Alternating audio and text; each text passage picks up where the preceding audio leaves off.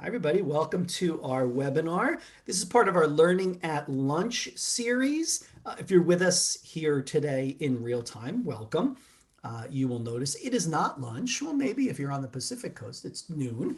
But we are doing this later in the afternoon to accommodate our panelists. We're thankful for them for sharing their time with us today. We're excited you're here. We're going to have a student panel focused on the use of AT for students with learning disabilities. And we're excited. I'll introduce our panelists in a second. This webinar is being hosted by the Richard West Assistive Technology Advocacy Center. So we are New Jersey's Assistive Technology Act project. There's the ways you can get in touch with us. That's me on the left. I'm Mike Murata. Naomi is also here. Naomi will be in the chat box, keeping things moving, I hope, and make sure everything stays on track. So we're both here if you want to chat with us. If you want to follow us on all our social media channels, please do. In addition to the work we do in New Jersey for people with disabilities to help them connect with assistive technology, because of the change in how services get delivered now, we're doing a lot of virtual events. So whether they're webinars like this, we just recently did our statewide conference a few weeks back. Oh, it's crazy. It's almost a month ago now. I just realized what today's date was. Yeah, so almost a month ago. We did our statewide conference, which was all virtual. You can find all that out on our website. All of the links to everything we do live up on our website, which is at4newjersey.org. You can go there, find all of our previous events, the links to everything, the links to our YouTube channel, the links to our previous conferences, which have all of the recordings, tons of information there. We keep adding things constantly. So it's really one of those things I would say, go back to our website and check every once in a while, because we do add webinars all the time. I mean, some weeks we do 2 or 3, others we don't do as many. So that's a very flexible schedule that kind of grows as the month goes on. So please check in on our website and connect with us, because we'd love to learn from you and make sure we're doing things that are working for other people. A couple of quick housekeeping things, and then we'll jump right into it. You are all muted right now. I think considering the size of our group, we're fairly large. I would ask that everyone stay muted at this point. It'll keep the background noise down. I can see who's making noise in the panel, in the participant panel here. So I could always mute you if I have to. But if you could just make sure you're muted. The chat window is there. Feel free. Drop questions in the chat. Drop comments in the chat. I will relay them to our panelists, and I'm sure they will have outstanding answers for us. I don't doubt that in the least. These are the great panelists. I'm excited to talk with them today. The recording for this event will be posted on our YouTube channel, and because you registered, you will get the link. We will send it out to you through email, probably tomorrow morning, since we're so late in the day now. We'll get that up and out there to everybody. This event is also being captioned. So if you're interested in the captions, if your caption button has not shown up along the bottom in your Zoom menu, go to the 3 dots and search for the captions option, and then you'll be able to see the subtitles as they are provided. So that access will be there as well. Again, thank you to the panelists. I was all happy. I was telling Megan before we started, I got my swag box of my Go Red stuff.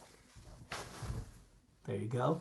My Go Red stuff came over the weekend. I was pretty excited. There is the beach ball that I had. That lasted, I don't know, maybe about 20 minutes, and I don't really have it anymore. It's now, it's flat, and it's sitting over there on the side of my room somewhere. But thank you to the people for sending the information. That was really pretty awesome. Just a reminder one more time, share your information in the chat, anything you want to add to participate. We would love to hear from you. I warned the panelists, I want this to be fairly low key and very conversational. So I have a set group of questions that I put together with Naomi, and maybe we'll use them all, maybe we won't. Maybe we'll use them in the order they're there. Maybe we won't. I don't know. We'll see what happens. We'll just have this conversation. But don't be shy about dropping in your questions on the side, because I would love to hear what some of you want to know from our panelists as well.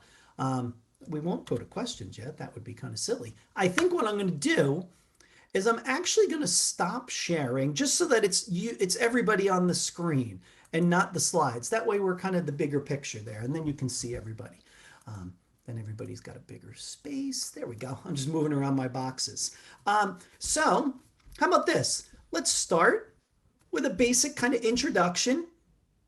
Um, we can roll that into um, maybe we'll roll that into the first question, guys, and we'll go through it. And so tell us who you are, what grade you're in, where you go to school, that kind of stuff, whatever you want to tell us about yourself. And then maybe give us a snapshot of the technology you use and how you're using it in order to be successful. And Megan, I'll let you go first. Megan wins because she was the first one here to suffer through all that conversation with me before we started. So you guys are out of luck. So Megan, I'll let you go first. Hi, I'm Megan Kane, and I'm a sophomore at Montgomery High School this year. The most important assistive technology that I use in high school is Grammarly, which totally saves my life in honors English this year, and Google Read Write, which reads to me text on the computer. Awesome. Very good. Thank you. Thanks for being here, Megan. Matthew, since you're sharing the space with your sister there, I'll let you go next. Sorry, Nick, you got to be last. Go ahead, Matt. Hello, I'm Matthew. I'm a seventh grader. I am 13 and I go to a public middle school. And I would say that the most important assistive technology that I use would be Google Read or Write because there's a lot of stuff I have to read for the majority of my classes. Awesome. Very good. Thanks, Matt. All right, Nick. Hi, I'm Nick. I'm a freshman at McDaniel College in Maryland. The most important piece of technology I use right now is probably Grammarly, like Megan was saying, with essays and different assignments that we have to do for class, and also the LiveScribe pen with lectures that with my teacher in class. Awesome. Awesome. Thank you. Thank you, guys. So now you get a sense of who's here with us as we go forward. We're really lucky to have them. Megan and Matt presented at our conference last month, and then Nick presented at our conference last year, right, Nick? It was last year. Yes. Yes, Nick was one of our keynote speakers last year. So it's nice to have people returning to join us for stuff like this. So this is pretty great. Um, a follow up to your conversation about the things you use as far as assistive technology. I'm always interested in this as an assistive technology person who goes out and works with students. I always like to hear kind of get a sense of how did you learn about these tools and who helped you kind of decide what was going to be helpful for you. And Nick, since you went last this time, you can go first this time. How about that? So, starting my journey in third grade with my diagnosis, a lot of things have changed. I still use Learning Ally for required reading. That was kind of my main assistive technology I use for books and textbooks. Now I'm using Yozu for my textbooks in college. So I can ear read and eye read while reading along with the book. So it helps me understand the information. Um, just over time, your assistive technology changes with the situation and the different classes. So Yeah. Yeah, Nick, was your first interactions with tech, and I know you've mentioned a bunch and you've kind of been using it for quite a while now. How did you find out about those things? Was it a staff member at a school? Was it you and your family going out and learning about this yourselves? I'm just curious where that path started. yeah, so my mom works in Princeton right by the Learning Alley office, and she's gone to things at the Learning Alley building. So through research and just the people around us, we have learned different assist technologies and stuff like that. So Learning Alley was one of the first ones we used for reading online because we would use Dragon Dictation when typing and stuff like that. So the people around us, my grandparents did a bunch of research and just to see what would work for me. And I would say like looking it up after I got my diagnosis really helped. What would help me and other students, and we tried a ton of different things. Okay. Excellent. Matt or Megan or either or both. You guys can work it out who answers. I'll go Um, first because mine's yeah, go shorter ahead. because I learned the majority from her. So she's the one to ask. But everything else that I learned would probably just be from a teacher that they were like, hey, this I use this. Why don't you? I like that. I think that's great. Hey, I've used this and here's what it did, and you should try it. Megan, anything else with in regards to that? Um, yeah, so I learned a lot about assistive technology through the YES program. When I first started when I was younger and I was not a mentor, but a mentee. I learned a lot through them. There were a lot of older students who had used a ton of assistive technology before, and they had different meetings where we got to learn about assistive technology. So that played a big role in me learning about assistive technology. And then, like Nick said, it's just working through what you've learned about to figure out what works best for you. A lot of teachers suggest it, Wilson teachers, case managers, and then you have other students kind of just talking about what they use. Learning Ally has been a huge help in both of our lives. We wouldn't be able to read without it. And we were actually able to read on our friends or our peers' levels, which was amazing. But yeah, through a lot of just interaction with the teachers, the YES program, and other students. Yeah, that's great. Since a lot of this, what you've all kind of come to learn about assistive technology has a good chunk of it, it sounds like, has been on your own, whether yourself or your families, and just kind of trying to understand the value. It's almost like one of those you kind of you know what you need, but you don't necessarily know what it's called at first, and then you got to go find it and hunt it down. Um, I'm wondering what's the response been as you've gone through the years of trying to use assistive technology in class? How's that gone? Good, bad, a little combination of both? Meaning with staff and their understanding of why it is you're using tools. I don't know if anybody feels strongly about starting that I can kick conversation. this off. Go ahead, Meg. So I've had a lot of mixed reviews on assistive technology. A lot of teachers have been like, why do you need it? It's an advantage. Um, and again, you have to come back with, if you took away somebody's glasses, it wouldn't be an advantage. It's just they need it to learn Yeah. at the same level as everyone else. I've had really great a support system in school and outside of school. My mom and my grandma are our biggest supporters. They come to every IEP meeting and they fight for whatever we need. But yeah, it's dealing with the teachers who don't totally accept the assistive technology is not being an advantage or really the hardest ones, but having a great support system in school really does help. Yeah, for sure. Matt or Nick, So anybody else? I'll go. I haven't really had that many problems with teachers, but when I do have it, it's like they are very like they it'll only be like one or two teachers. If one teacher is really good with technology, then that's good. Everything you need they will give. But if some of them are not as okay with the technology, then they'll like be like, "Why do you need this? Mhm. The other kids don't use this. They don't like get anything from using it. So why do you get to use it?" Right, right. Nick, same thing. I see you shaking your head, Nick.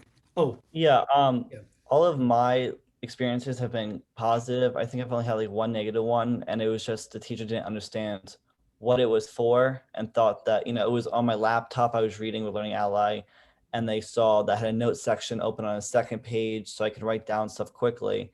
And she thought I was, trying to get answers or something. So it was just explaining to the teachers that why I need the assistive technology and how it helps me. And I think that really opens the door to them being open-minded and understanding why you're using it. Yeah, I think so. Megan, were you going to say something else? Yeah, so at the beginning of the year, Nick has done this too. We all send out PowerPoints, explain to our teachers the different assistive technology that we use. And that usually kicks off a good start so that they don't question it as much. And we obviously explain in the presentation what we use it for and say, if you have any questions, please come to us and ask. So we found that to be a really great resource as well. That's awesome. I was actually going to ask you guys that is, do you do something to educate the staff? And I could feel like that would be a really powerful moment of Yeah. kind of owning your supports and explaining why they're so valuable. And I think that's it. That's um, a very effective strategy, because I think what you guys have pointed out is a lot of times people ask these questions because they just don't know, right? They're Hmm. not Yeah. sure. They haven't had an experience with this before. So you're spreading the word, you're sharing with them, you're teaching them what Hmm. it is that this technology is and how it could be so powerful for other students, and specifically in your cases for you as you go through your learning. Have you ever had a teacher say, no, you can't use that in my room? Yes. Yes? How does that Yeah. go? Without obviously telling us the teacher's name. That would be crazy if we told the name. Don't tell us her name. But how did that go? It's hard, but you find a way to work around it. Our biggest thing is class notes beforehand and not being able to record in class. And that's a school district wide. Yeah. You can't record, but we do find that difficult when in our IEPs it says to have class notes before the class, and then they don't give it to us, and then you can't record the lecture. Yeah. So we found that to be the most difficult. Yeah. Yeah. There's like there's a couple of teachers that they'll go and they'll say, no, you're not allowed to use like speech to text. You have to type it out, because that was like allowed in like fourth and fifth grade. Yeah. Because that's when we were learning to type, Mm-hmm. and we were supposed to learn to type because we're going to use typing. Right. And a lot of that was hard, but like you could, if I was working alone, I would find time to use voice typing no matter what. You just have to be smart about when using it and when not using it. Yeah, I think it's a good idea, right? It's Matt. It's coming up with those strategies of when it makes sense to do those things. And so, Nick, give us the other perspective. So now you're in college. How Mhm. has that changed in the college scene compared to what you saw in high school? Yeah, so now in college, you don't get an IEP or a 504. We call them blue pages. So you usually give your teacher a blue paper that has your accommodations. And now that everything's virtual, I send an email to my professors at the beginning of the semester explaining, what assistive technology use, what, my learning differences, if I want to disclose that, and how I learn best. And I've seen it really opens the door to teachers saying, okay, he takes action in his learning difference, and he wants to learn. He's not using it as an excuse. Right. And they'll see me in class with the live scribe pen, or because they already record their lectures, so like live in front of us. So I can use my live scribe pen when I need to, or I can just quickly say write down a sentence or class notes or take a photo of the board, even though I already get the class notes, just to so they understand that I'm still using my assistive technology for what I'm supposed to be using for. And then I've not had a problem with any of my classes so far. Yeah, it's interesting how that changes in college, Nick, where Mhm. that the big issue, what Megan and Matt are talking about of recording in Mhm. college, more or less goes away. That big Yeah, issue kind of disappears. yeah. There's some moments where it still pops up, and I've had college students that I work with say that there's been certain professors that don't want their information recorded, and Mhm. there's still some of that same conversation that has to happen. But by and large, it's a very different experience. Uh, Mhm. Nick, what do you think? How valuable has your own kind of self advocacy skill training that you've done? How valuable has that been to you as you've gone and you've moved on to college? It's been very valuable. Like with work and assignments, I was kind of worried about, am I going to be able to manage everything on time? And every day we had a project or an assignment or an essay. So being able to, manage that and be, to communicate with my teacher or my professor saying, can I get an extra day on this? Or I just need, to edit this one more time and then I'll hand it in. And they've been, no issues or anything. They said, okay, this, as long as it's done by the end of the day or whatever, thank you for reaching out to me. I understand, just have it done whenever and then I'll grade it. So I've not had any issues with any of my professors or anything. Or with my environmental class for my labs, we usually work in groups, or she would like let us leave the class. I'd stay, ask questions, and then if I had more questions, I'd go to office hours or whatever I needed to. Yeah. So again, automatically, just the college schedule has a bit more flexibility built Yes. into it. And for everybody who wasn't here before we started, Nick had said that he's got that flexibility in his Mhm. schedule to do things, which is helpful to be able to layer in the time that you feel like you need for that. Um, Yes. I'm curious for Megan and Matt, you guys, and I know this, sorry everyone, because they told me before we started, they've just started going virtual today, right? You guys said today? Our school started hybrid today. We've been virtual since March.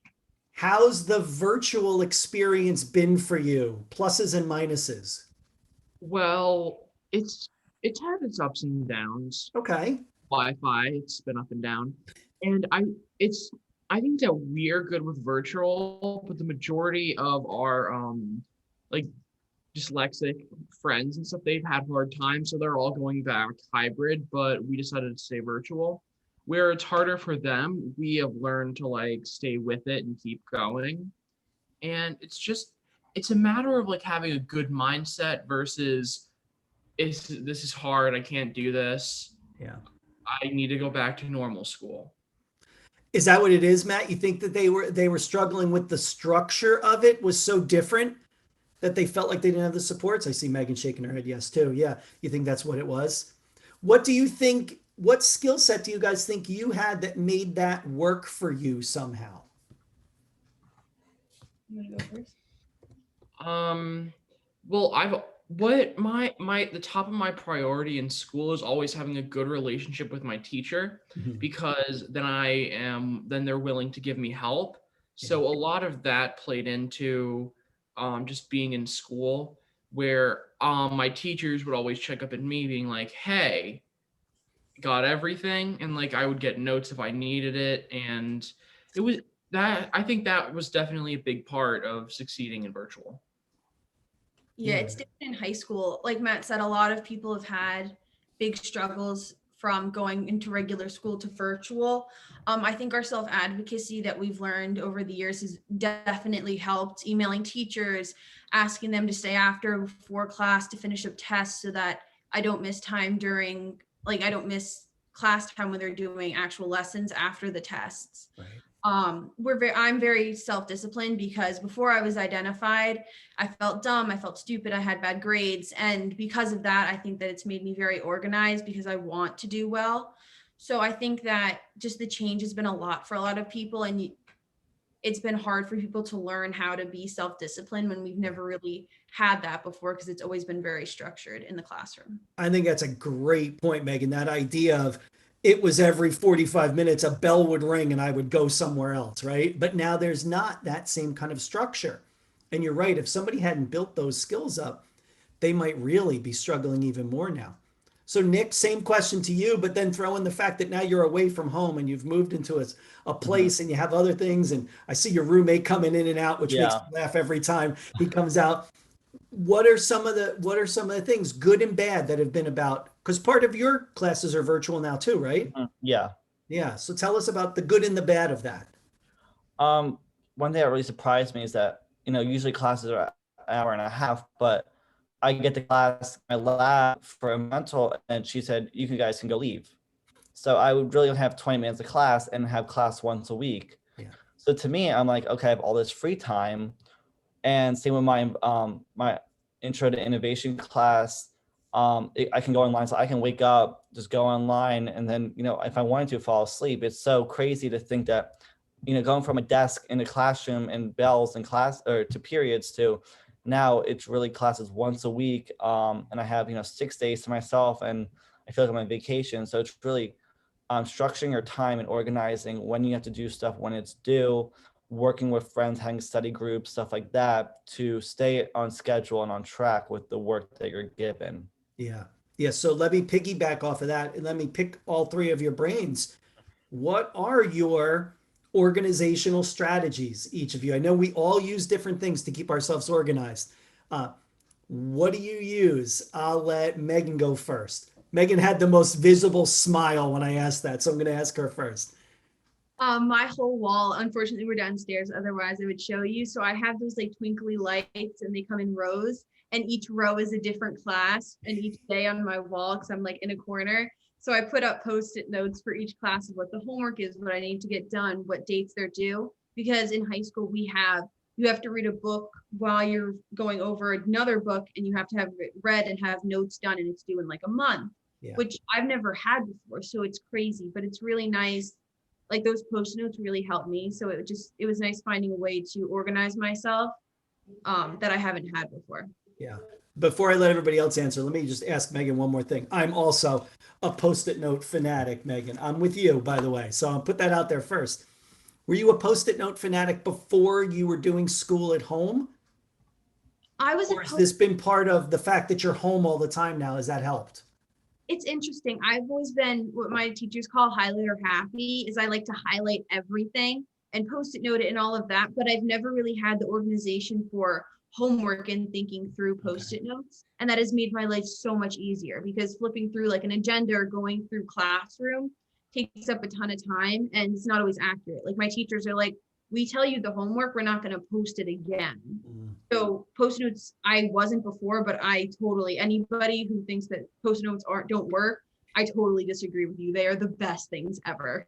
I agree. We should stop the whole thing right now and just talk about post-it notes for the next half hour. I agree. They're the best thing ever, by the way. I agree. 100%. All right, Matt, what's your strategy?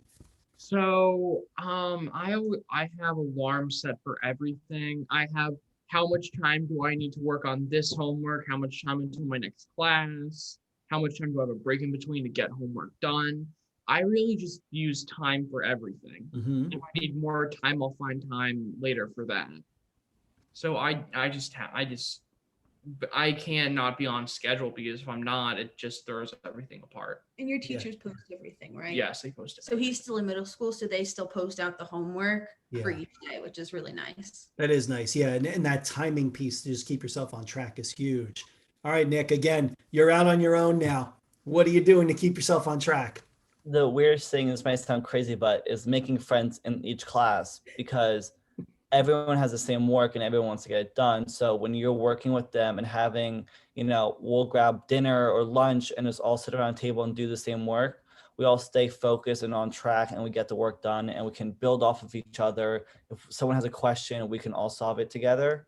That's something I found. I can't sit in my room and do my work. I just get too distracted. So being able to talk to other people, because everyone's has different point of views or anything. So if I'm confused on something, I might do it wrong way because I think it's in one way.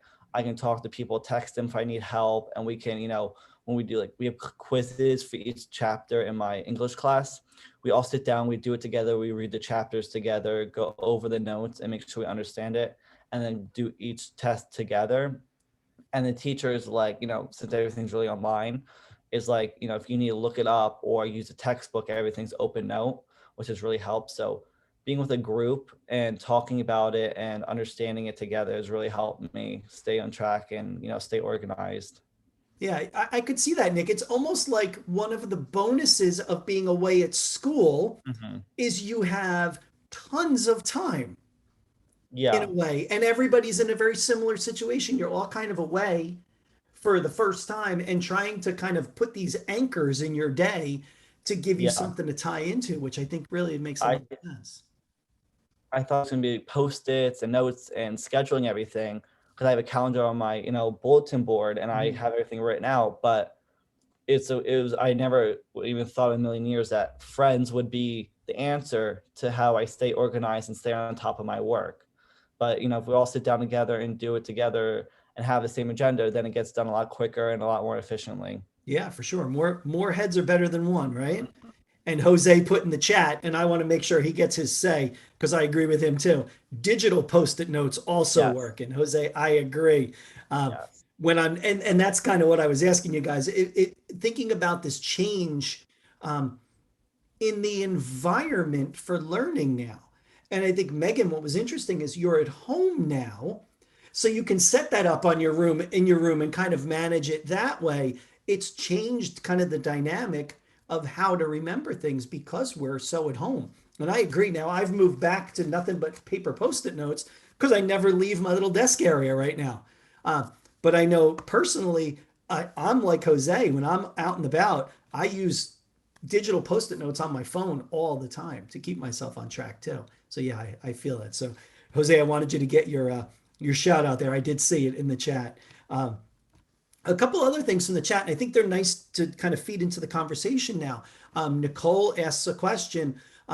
What advice would you give to students that are leery of or uncomfortable with getting started with text readers or having information presented auditorily. Some tips or tricks or some advice that you would give? For me, Yeah. I was always in a a quiet room with a reader. It is kind of weird at first having someone read everything to you. Even in high school, senior year, I would have my teachers in the hall read it out loud to me, just so when I was reading it, I was understanding what the information was. I think just being open about it for me honestly was easier than hiding everything.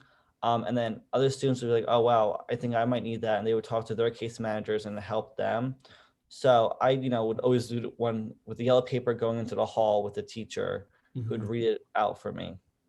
Yeah, that's huge. Megan or Matt, advice for someone who's not comfortable with this idea of using some text read aloud yet? So probably same thing as Nick, get a teacher and have them read it to you. It's fun how like during a quiz, all my friends will like bunch up with me, so then the teacher can read them stuff too. It's fun. And I think that just having someone that you know reading it to you is just a better experience than having a random person reading it to you.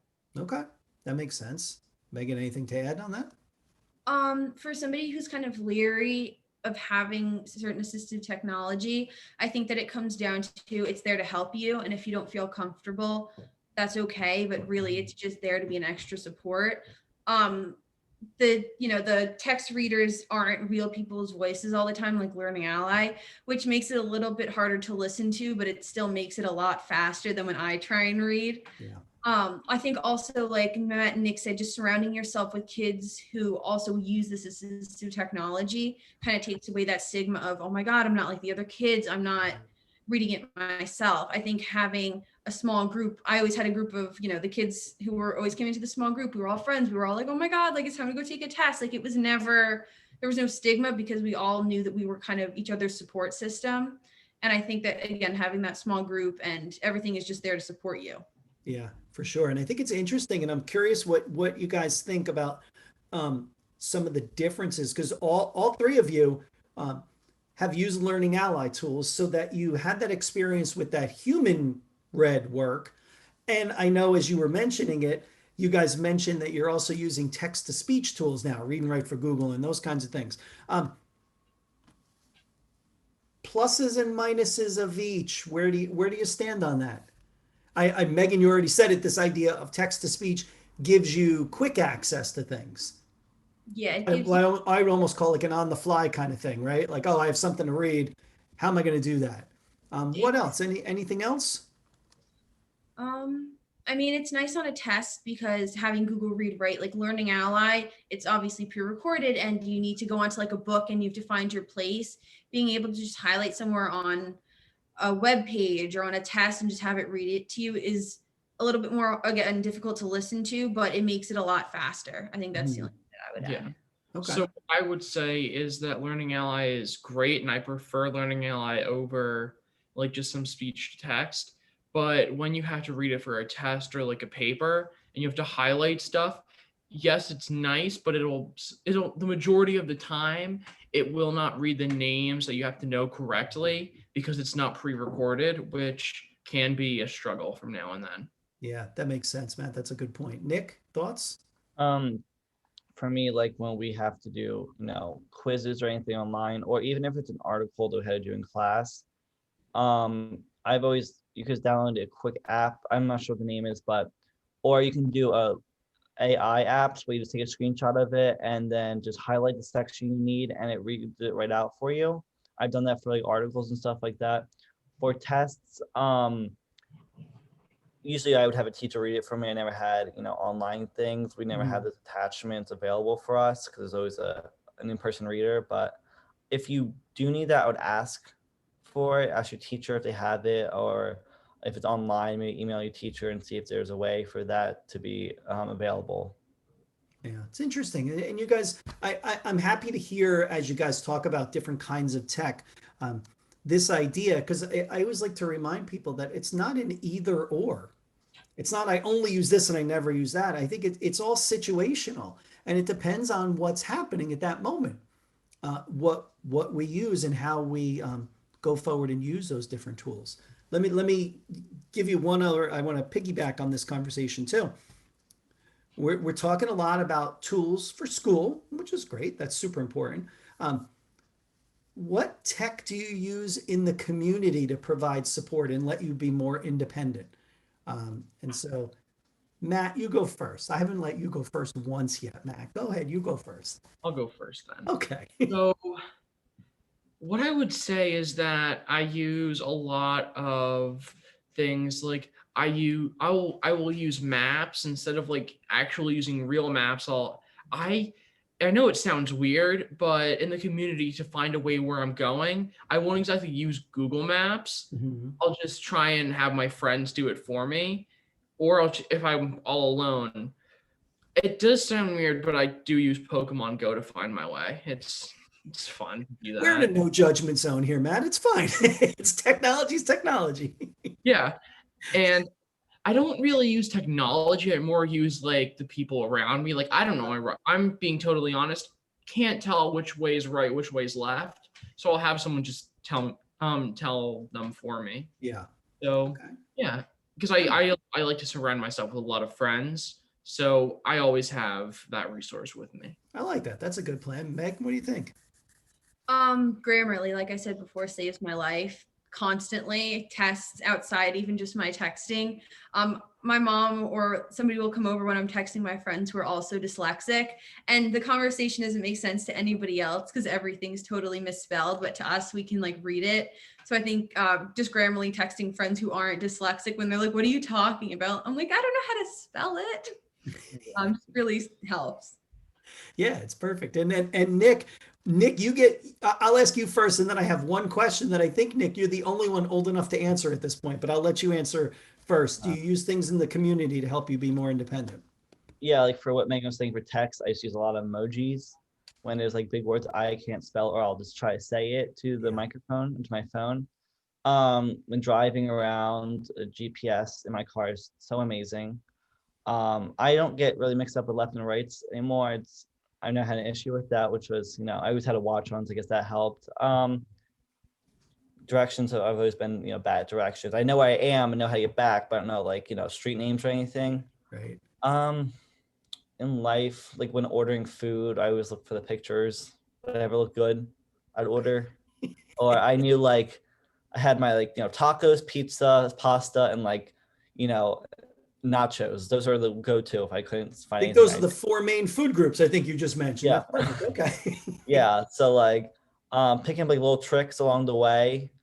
Like when my friends show me a photo how to read it and they like give it to me really quick and then they read it already and I'm done, I just laugh because like, you know, I can't read that fast. I was like, oh, that's funny, whatever it said.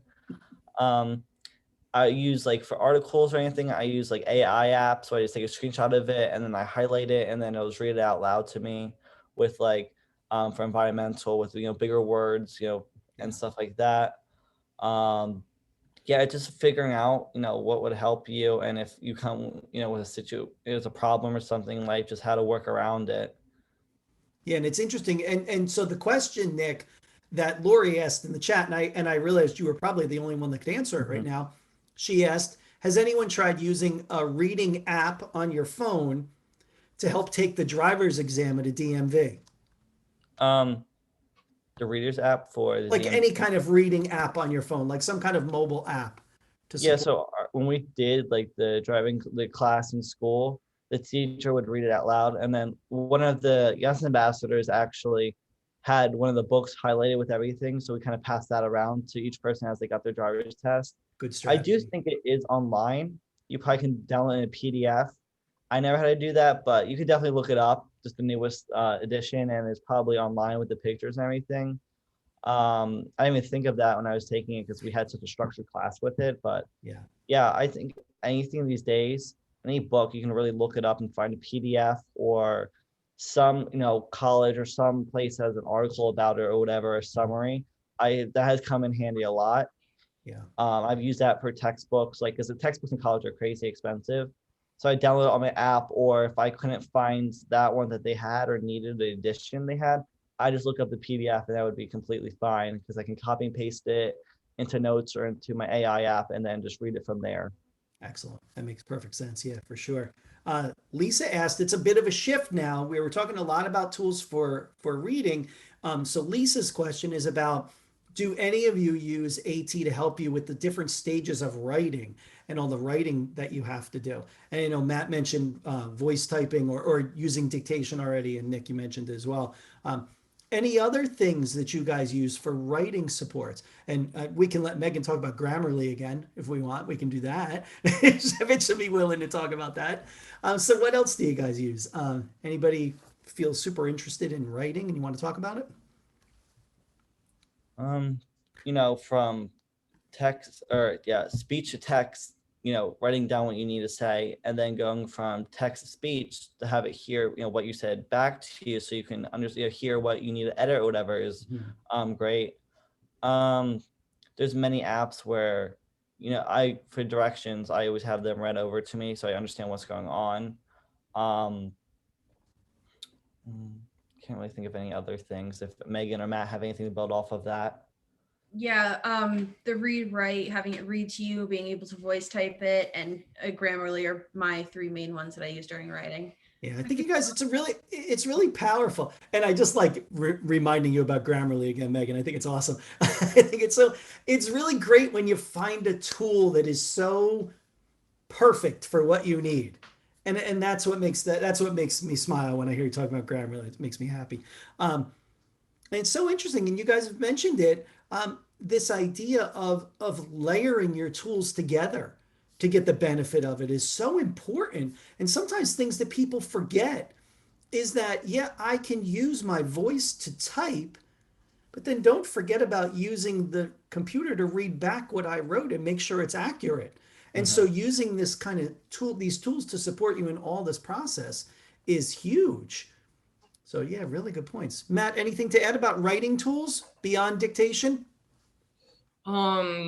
Really only what else would I would think of is I use Siri a lot because if there's a word that I need to know how to spell so Mhm. everything makes sense, I'll just say the word to Siri where I know of course people will be like spell this word, but Siri goes too fast. I just say the word and then she'll be like, what do you mean? And then I'll just write it down. It, It's it's so true. I was working with a young girl last week. She's in fifth grade, and we were using dictation, and she had mentioned I'm a very poor writer. And I said, okay. I said, what about writing? She said, it's my spelling is I'm just not good at spelling. I said, okay. But she said, I use voice typing a lot when I'm writing. And I said, oh, that's great. Well, show me. And then she did a little demonstration of how she used voice typing. And she wrote about something that was humongous. And when we were done, I was like, that's a great word. What would happen if you were in class and had to type the word humongous? And she laughed and she said, I would have just typed big. I would have just used the word big and I just would have moved on. And I said, oh, let's find some things that could help you kind of write the way you want.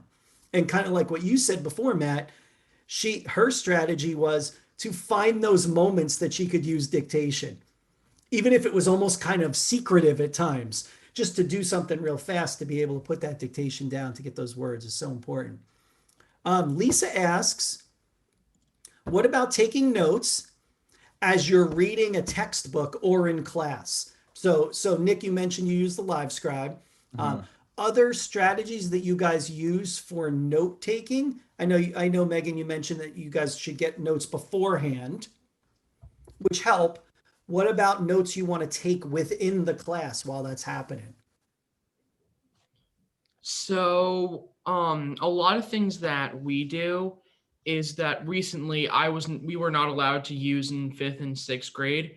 If you had your phone on you at any time, it was taken the principal's office to get up later. Well, where now our phones we're allowed to use them. So I will take pictures of the notes and then I'll write them down later. If it's from a textbook exactly and we're doing stuff, then I'll try and get a partner so we can work because then that's two different perspectives we can get notes off of, which is really helpful for later. Yeah, that's a great idea. Megan, any other note strategy? Speech to text, I just open a Google document for each class and just press the thing and have it just record what my teacher's saying. It's not perfect, but it gets the job done. I try to take notes, but I can't do both at the same time. So I almost just try and listen to try and retain the information more than just taking notes. Okay. Okay. So using that audio to be a trigger for something you remember. Nick, we still using the live scribe?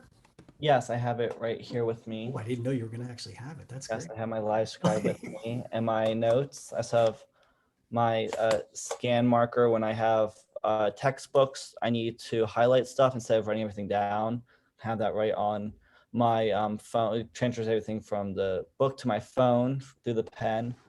Um, yeah, using those have helped so much with I can just write down an important keyword, have the teacher be recorded, then go back and listen to it instead of me focusing on the notes, because if I'm focusing on the notes and I'm missing the important information teachers talk about in that moment. Right. So I do get actually many of my friends in class I've made are the note takers, so they just give it to me right away. You know, you're supposed to be anonymous, but you know, they know it's me. So I'm able to get the notes that day or the day before if the lecture's recorded early. Um, that has really helped, just being able to know the information before class and then be able to ask questions in class with the teacher there. Yeah. Um, yeah, I've, like little things like, just write down a quick, jot or something on a post-it note on my laptop. Having a textbook open with me on my laptop or in front of me in the book, reading along with the teacher saying. So, Yeah. Using those different modes of all that information at the yeah. same time. I think that's a great point. Lisa asked a follow-up question um, about tools that you've used or been exposed to. So any assistive technology that maybe you've been exposed to or have tried in the past. Did you have any experiences where something was too complicated and it just didn't feel valuable enough? Oh, Matt, you had a very quick shake of the head. Matt, what was it? And kind of tell us the circumstance. So I personally can't use Dragon Dictation because there's too many parts that don't make sense to me. So I tried it and then I just couldn't get it. So I just moved on to something similar that was not as complicated to me, because some of my dyslexic friends will use like whatever website and they're like, oh yeah, this is so simple. And then I'll get on and I'm like, this is too simple. I Mhm. need more to go off of. Yeah. So it's really just a preference of what you need and what you don't need. Yeah. With Dragon, Matt, was it the commands and that kinds of thing? Was that the issues? Yeah. Yeah, and then having two different typing typing documents and then putting them together, taking them apart. Yeah. Yeah. All of that kind of multitasking stuff to get things done. Okay. Yeah, that makes sense. Megan, anything that you had tried or been exposed to in the past that was just too complicated or just didn't feel like it was valuable to you? I have had ones that I have felt like they aren't valuable. I can't think of any right now. But as I've gotten older, I've come to my core ones that I use a lot. And as I grow up, I don't have to use as many of the old ones that I used to use when I was younger. Um, but I can't think of any right now, but there has been. And again, Yeah. like Matt said, it's just preference and figuring out how everything works and how it works best for you. Yeah, and I think that's a good way to look at it. As you go forward, you kind of cultivate this little group of things that really work. And why rock the boat if you don't have to, right? Why throw something else into the mix? Nick, how about you? Things that you've exposed to or tried and they just didn't have enough value to keep on with. I would say like what now I was saying with Dragon Dictation, having to read, the big paragraphs so they understand your voice was very hard, especially at a younger age, being behind a grade level. Um, I'm trying to think of anything that I've like dropped or anything. No, I've really stuck to my core things of learning Ally. Now the Live Scribe pen and scan marker have been great. As long as it helps you and you understand how to use it. I've learned that it works, so well. I think there's been, some things when my teachers showed me that I was like, no, this is, I'll try it, but it didn't really work out for me. Yeah. I think maybe like Cornell notes, maybe it's not like technology, but it's like a way to take notes was a little complicated for me because then you have like the side and you have to write like little jots down there. Yeah.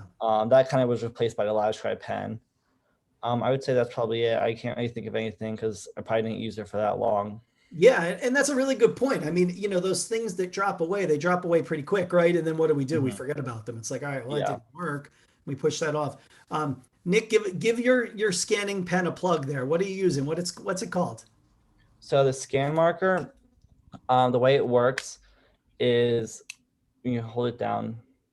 When there's like text, you can highlight the text, and then it uses Bluetooth to connect to your phone, your laptop, tablet, whatever you want it to connect to with Bluetooth. And then it, directly goes from the page to on your phone or wherever onto a dock or wherever you need it to be. And then you can edit it that, or I use it for citations. Mhm. Instead of typing up everything, if I need a paragraph or, something that somebody said, I can scan it, be right there, and I can cite it easily. I use it because then I can highlight it and then have it read out loud to me if I can't have it on, if it's not in the textbook, maybe it's in a regular book or whatever, or online, or I mean, like it's printed out from a lab or something. I don't Okay. understand what it's saying. I just have it read out loud to me after I highlight it. So it works really well with the other assistive technology that I use on my phone. I can just have it right there whenever I need it. Yeah, that's awesome. So I think that's a great that idea of simple. What I like about that, and I think about this idea of tech as we start to use a fair amount of it. The two devices that you talked about, Nick, they're pretty tiny, which is nice. You're not Yeah. carting around a bunch of stuff with you. And even Hmm. Megan and Matt, you guys are talking about things that are on the computer already or they put on your phone. And so we're not carting big things around, which I think are huge. Um, and, Yeah. and I saw Brian just put the link to it in the chat. Thank you, Brian. I appreciate it. As we start to come towards the end, I want to wind down towards the end and get you guys back on your day. I know Nick's got class to go, or he's got something to go to. I know he said, what did you say, Nick? Tell us I have all. I forget. a study group later Study for group. That's what it English. was. Yeah. Yeah. And Megan and Matt, I want you guys to be done. You guys didn't say it beforehand, but Matt slid into that chair just like a minute before we started because he had school that just ended. So I want you guys to go off and enjoy your day. How about some of our kind of bigger thoughts as we wrap up? What's one thing you wish people understood better about assistive technology?